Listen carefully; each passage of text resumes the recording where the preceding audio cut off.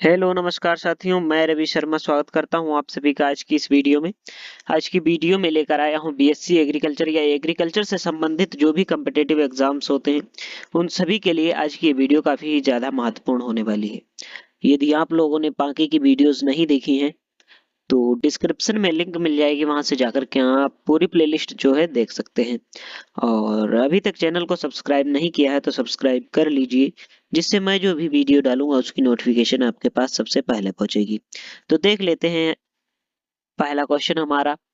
इसमें क्या पूछा गया है कि नशे वाली फसल में किस पौधे का उपयोग किया जाता है। नशे वाली फसल में किस पौधे का उपयोग किया जाता है, तो इसका राइट आंसर हो जाएगा दोस्तों, वो हो जाएगा चाय। ठीक है, चाय का उपयोग किया जाता है नशे वाली फसल में। फिर उसके बाद आ जाता है अगला क्वेश्चन। इसमें पूछा गया है कि भारत में आयात किया जाता है, तो भारत में क्या आयात किया जाता है, इसका जो है राइट आंसर दोस्तों हो जाएगा, वो हो जाएगा इनमें से किसी का नहीं। ठीक है, ना तो अनाज का जो है आयात किया जाता है, ना तो तिलहन का, और ना तो दलहनों का। ठीक है, इनमें से किसी का भी जो है भारत में आयात नहीं होता है। आयात का मतलब भारत में आगमन नहीं होता है, भारत में नहीं आते। फिर उसके बाद आ जाता है कि रबी की फसल कही जाती है जो, रबी की फसल कही जाती है जो, तो इनमें से जो है क्या कहा जाता है रबी की फसल को, इसका जो है राइट आंसर दोस्तों हो जाएगा, वो हो जाएगा डी वाला। ठीक है, डी वाला हो जाएगा, इसका अक्टूबर में बोई जाती है। रबी की फसल कही जाती है जो अक्टूबर में बोई जाती है। फिर उसके बाद आ जाता है अगला क्वेश्चन। इसमें पूछा गया है कि निम्न में खरीफ की फसल का उदाहरण है। इसमें से जो है खरीफ की फसल का कौन सा उदाहरण है, तो इसका जो है राइट आंसर दोस्तों हो जाएगा, वो हो जाएगा डी वाला, सरसों। सरसों जो है वो एक खरीफ फसल का जो है उदाहरण है। फिर उसके बाद आ जाता है अगला क्वेश्चन। इसमें पूछा गया है कि मनुष्य ने घर का निर्माण कर किस युग में रहना प्रारंभ किया। मनुष्य ने घर का निर्माण कर किस युग में रहना प्रारंभ किया, इसका जो है राइट आंसर दोस्तों हो जाएगा, वो हो जाएगा हमारा ए वाला। ठीक है, शिकारी युग में। कब किया, शिकारी युग में किया। फिर उसके बाद आ जाता है अगला क्वेश्चन। इसमें पूछा गया है कि गेहूं को काला कीट रोग किसके कारण होता है। गेहूं को काला कीट रोग किसके कारण होता है, तो इसका जो है राइट आंसर दोस्तों हो जाएगा, वो हो जाएगा फफूंद। ठीक है, किसके कारण होता है, फफूंद के कारण होता है। फिर उसके बाद आ जाता है अगला क्वेश्चन। इसमें पूछा गया है कि निम्न में से कौन सा रोग फफूंदी से नहीं लगता है। कौन सा रोग जो है फफूंदी से नहीं लगता है, इसका जो है राइट आंसर दोस्तों हो जाएगा, वो हो जाएगा झुलसा। झुलसा जो है फफूंदी से नहीं लगता है। फिर उसके बाद आ जाता है अगला क्वेश्चन। इसमें पूछा गया है कि गन्ने की फसल में लाल सड़न रोग किसके कारण होता है। गन्ने की फसल में लाल सड़न रोग जो है किसके कारण होता है, इसका जो है राइट आंसर दोस्तों हो जाएगा, वो हो जाएगा सी वाला, फफूंदी के कारण जो है होता है। फिर उसके बाद आ जाता है अगला क्वेश्चन। इसमें पूछा गया है कि कृष्णकांत रोग आलू में किस तत्व की कमी से लगता है। कृष्णकांत रोग आलू में किस तत्व की कमी से लगता है, इसका जो है राइट आंसर दोस्तों हो जाएगा, वो हो जाएगा डी वाला, सॉरी, इसका जो है राइट आंसर दोस्तों हो जाएगा, वो हो जाएगा सी वाला। ठीक है, सी वाला, सी क्या है, ऑक्सीजन है। ठीक है, ऑक्सीजन की कमी से लगता है। फिर उसके बाद आ जाता है अगला क्वेश्चन। इसमें पूछा गया है कि निम्न सब्जियों में किसका खाने योग्य भाग जड़ नहीं होता है। निम्न सब्जियों में किसका खाने योग्य भाग जो है जड़ नहीं होता है, तो इसका जो है राइट आंसर दोस्तों हो जाएगा, वो हो जाएगा आलू। ठीक है, आलू, आलू का जो है खाने योग्य भाग जो है जड़ नहीं होता है। ठीक है, जड़ जो है खाने योग्य भाग नहीं होता है। फिर उसके बाद आता है अगला क्वेश्चन। इसमें पूछा गया है कि पत्ता गोभी का कौन सा भाग खाया जाता है। पत्ता गोभी का जो है कौन सा भाग खाया जाता है, इसका जो है राइट आंसर हो जाएगा दोस्तों, वो हो जाएगा बी वाला, वानस्पतिक और कलिका। क्या खाया जाता है, पत्ता गोभी का कौन सा भाग खाया जाता है, वानस्पतिक और कलिका। ठीक है, खाया जाता है। फिर उसके बाद आ जाता है अगला क्वेश्चन। इसमें पूछा गया है कि फूल गोभी का कौन सा भाग खाया जाता है। तो फूल गोभी का जो है कौन सा भाग खाया जाता है, इसका जो है राइट आंसर हो जाएगा, वो हो जाएगा पुष्प क्रम। ठीक है, पुष्प क्रम ए वाला राइट हो जाएगा हमारा। फिर उसके बाद आ जाता है अगला क्वेश्चन। इसमें पूछा गया है कि हाइड्रोपोनिक्स किसे कहते हैं। हाइड्रोपोनिक्स किसे कहा जाता है? इसका जो है राइट आंसर हो जाएगा दोस्तों, वो हो जाएगा ए वाला, बिना मृदा के पौधों की खेती। क्या कहा जाता है? हाइड्रोपोनिक्स किससे कहा जाता है? किसे कहा जाता है? इसे बिना मृदा के पौधों की खेती को क्या कहा जाता है? हाइड्रोपोनिक्स कहा जाता है। फिर उसके बाद आ जाता है बपनी बपनियन किसे कहते हैं? बपनियन किसे कहा जाता है? इसका जो है राइट आंसर हो जाएगा दोस्तों, वो हो जाएगा ए वाला, बंद डिब्बों में फल संरक्षण का तरीका क्या कहलाता है? बपनियन कहलाता है। फिर उसके बाद आ जाता है अगला क्वेश्चन, इसमें पूछा गया है कि ट्रक फार्मिंग किसे कहते हैं? तो ट्रक फार्मिंग किसे कहा जाता है? इसका राइट आंसर ए वाला हो जाएगा कि व्यापारिक स्तर पर सब्जियों की खेती। व्यापारिक स्तर पर सब्जियों की खेती क्या कहलाता है? ट्रक फार्मिंग कहलाता है। फिर उसके बाद आ जाता है अगला क्वेश्चन, इसमें पूछा गया है कि टमाटर के पकने पर लाल रंग किसकी उपस्थिति के कारण होता है? लाल रंग किसकी उपस्थिति के कारण होता है? इसका जो है राइट आंसर हो जाएगा दोस्तों, वो हो जाएगा बी वाला, क्या हो जाएगा? लाइकोपीन हो जाएगा। क्या हो जाएगा? लाइकोपीन हो जाएगा। फिर उसके बाद आ जाता है अगला क्वेश्चन, इसमें पूछा गया है कि दलहनी फसलों की जड़ों में कौन सा जीवाणु निवास करता है? दलहनी फसलों की जड़ों में कौन सा जीवाणु निवास करता है? तो इसका जो है राइट आंसर दोस्तों हो जाएगा, वो हो जाएगा सी वाला, राइजोबियम निवास करता है। फिर उसके बाद आ जाता है अगला क्वेश्चन, इसमें पूछा गया है कि नाबार्ड नाबार्ड की स्थापना किस वर्ष की गई थी?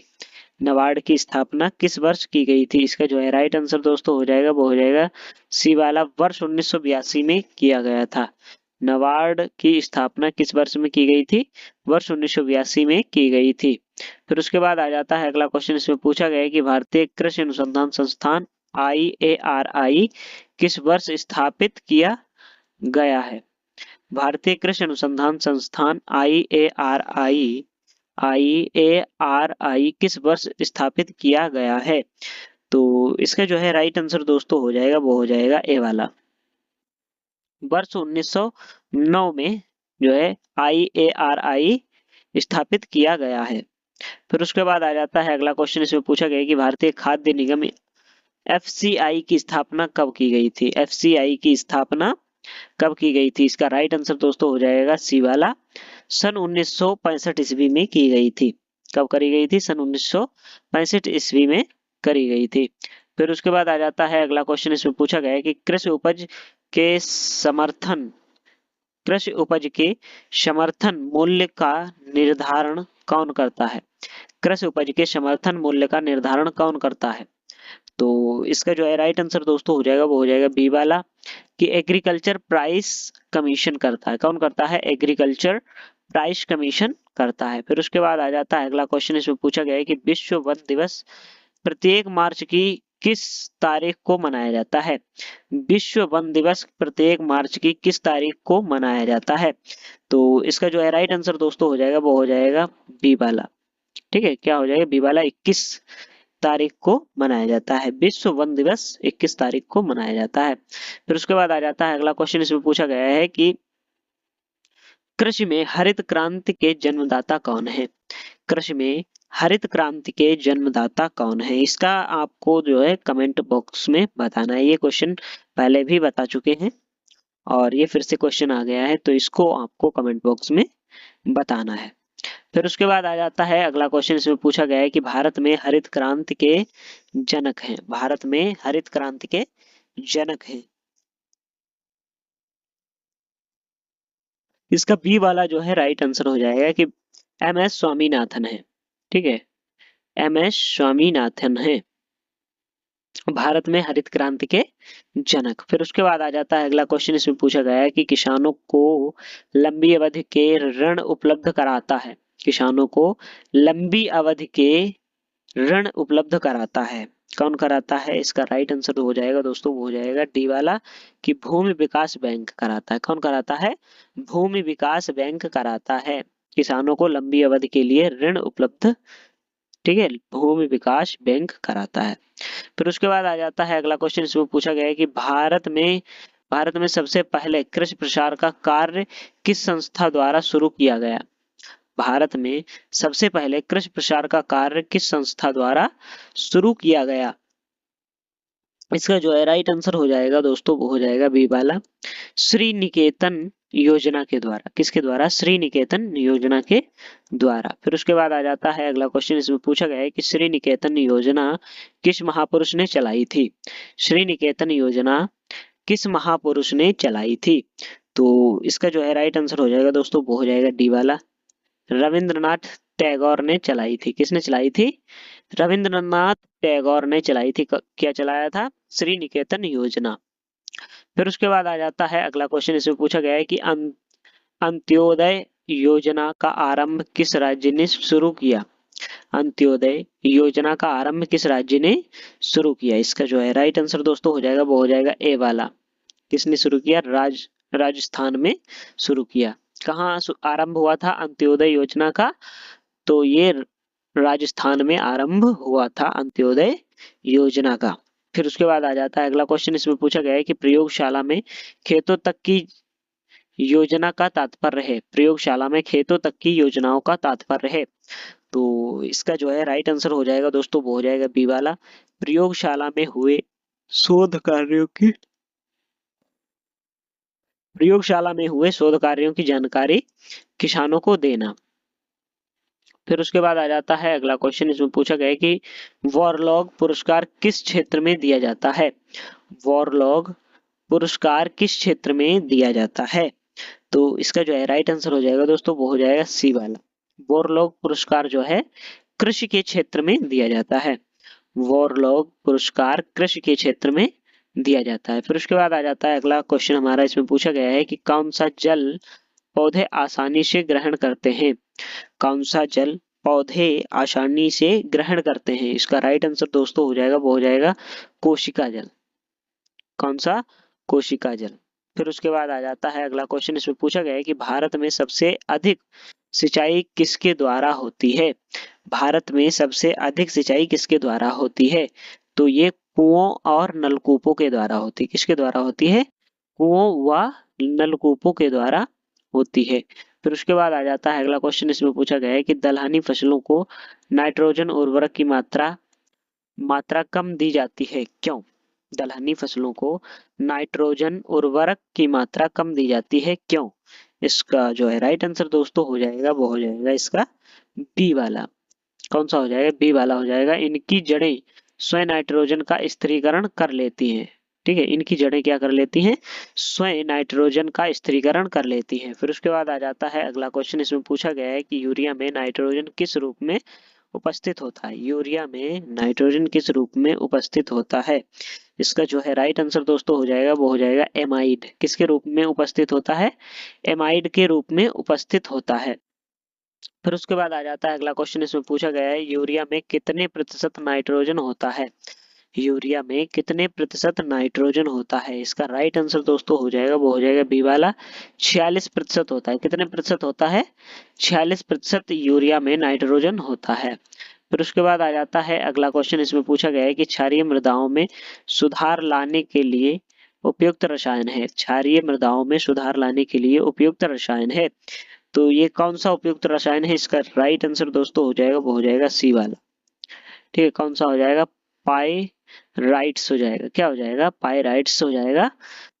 काहे में? क्षारीय मृदाओं में सुधार लाने के लिए उपयुक्त रसायन कौन सा है? पाइराइट्स हो जाएगा। फिर उसके बाद आ जाता है अगला क्वेश्चन हमारा, इसमें पूछा गया है कि पौधे नाइट्रोजन को किस रूप में ग्रहण करते हैं? पौधे नाइट्रोजन को किस रूप में ग्रहण करते हैं? इसका जो है राइट आंसर दोस्तों हो जाएगा, वो हो जाएगा नाइट्रेट के रूप में ग्रहण करते हैं। किसके रूप में ग्रहण करते हैं पौधे? नाइट्रेट के रूप में ग्रहण करते हैं। ये इंपॉर्टेंट क्वेश्चन है दोस्तों, इसको याद कर लेना है आपको। फिर उसके बाद आ जाता है अगला क्वेश्चन हमारा, इसमें पूछा गया है कि दलहनी फसलों में कौन सा रंग द्रव्य नाइट्रोजन स्थिरीकरण में सहायक होता है? क्या पूछा गया है कि दलहनी फसलों में कौन सा रंग द्रव्य नाइट्रोजन स्थिरीकरण में सहायक होता है? तो इसका राइट आंसर दोस्तों हो जाएगा, वो हो जाएगा इसका डी वाला। कौन सा होता है? लेगी मोग्लोबिन हो जाएगा। क्या हो जाएगा? लेगी मोग्लोबिन हो जाएगा। फिर उसके बाद आ जाता है अगला क्वेश्चन, इसमें पूछा गया है कि नाइट्रोजन स्थिरीकरण में लेगी मोग्लोबिन का क्या कार्य है? नाइट्रोजन स्थिरीकरण में लैग हीमोग्लोबिन का क्या कार्य है? इसका जो है राइट आंसर दोस्तों हो जाएगा, वो हो जाएगा ए वाला। कौन सा हो जाएगा? ऑक्सीजन का अवशोषण हो जाएगा। क्या हो जाएगा? ऑक्सीजन का अवशोषण हो जाएगा। फिर उसके बाद पूछा गया है अगला क्वेश्चन हमारा, इसमें पूछा गया है कि हीमोग्लोबिन में कौन सा तत्व पाया जाता है? तो इसका जो है राइट आंसर दोस्तों हो जाएगा, वो हो जाएगा हमारा ए वाला। कौन सा तत्व पाया जाता है? आयरन पाया जाता है। तो आप सभी को ये वीडियो कैसा लगा है कमेंट बॉक्स में जरूर बताइए, और अगली वीडियो पाने के लिए, समय से अगली वीडियो पाने के लिए आपको सब्सक्राइब करना होगा और साथ में बेल आइकन को भी दबाना होगा, जिससे मैं जो भी वीडियो डालूंगा उसकी नोटिफिकेशन आपके पास सबसे पहले पहुंचेगी। तो मिलते हैं नेक्स्ट वीडियो में, तब तक के लिए जय हिंद, जय भारत, राम राम।